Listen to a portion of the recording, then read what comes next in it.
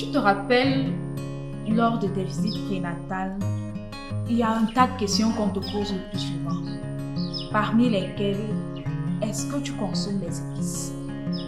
Les épices, de quelles épices parle-t-on? Pourquoi on te pose cette question-là? Tu t'es déjà posé la question. Est-ce que tu as même posé la question à celle qui te suit?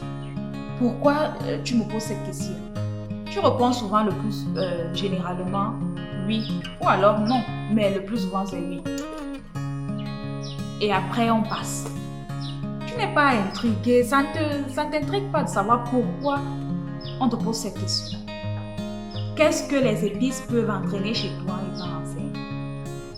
Ça ne te vient pas en esprit. Bref, pour faire simple, on va répondre à cette question dans cette vidéo. Et avant cela, je profite pour souhaiter la bienvenue à tous ceux qui nous rejoignent à l'instant. Je vous invite à liker les vidéos, à les partager également. Et n'oubliez surtout pas la formation qui est prévue sur comment compter son cycle menstruel. C'est très important de connaître son cycle menstruel, surtout pour la jeune fille. Ça lui permet d'éviter les grossesses précoces. Ça nous permet de sensibiliser la jeune fille sur ce domaine-là. Les parents également doivent participer à cette formation pour accentuer la sensibilisation également à la maison.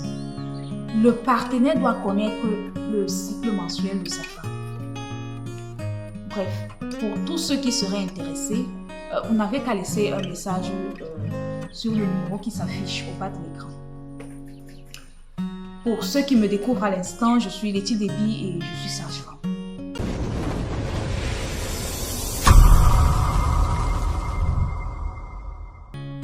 Manger épicé pendant la grossesse, est-ce un problème? Si oui, lequel?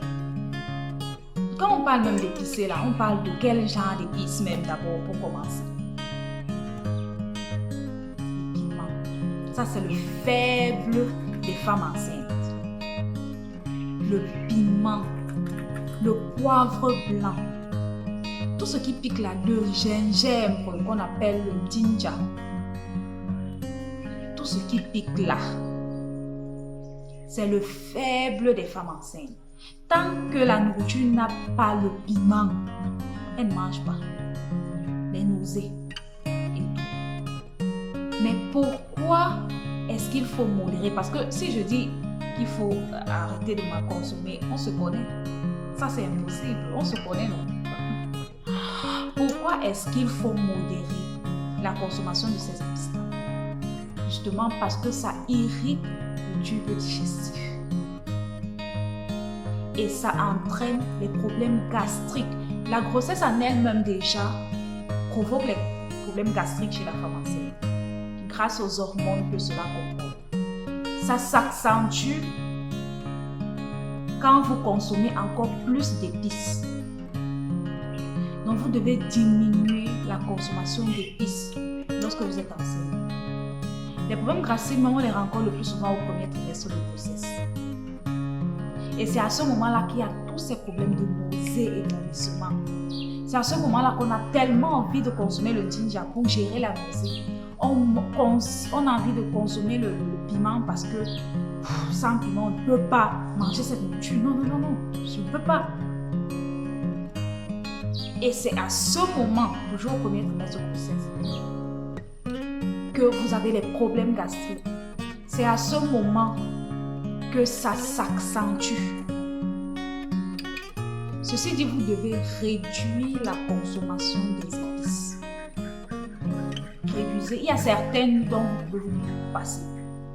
Vous pouvez vous passer du poivre blanc, vous pouvez vous passer du ginger. Pour certaines, le piment, bon. Mais réduisez pour éviter d'aggraver les problèmes gastriques à la longue. Parce que ces problèmes peuvent rester même après l'accouchement. Donc, évitez de consommer les épices pendant la grossesse. Si vous avez une préoccupation ou alors une suggestion, n'hésitez surtout pas à les placer dans les commentaires. Une fois de plus, je vous dis Merci et on se dit à la prochaine vidéo.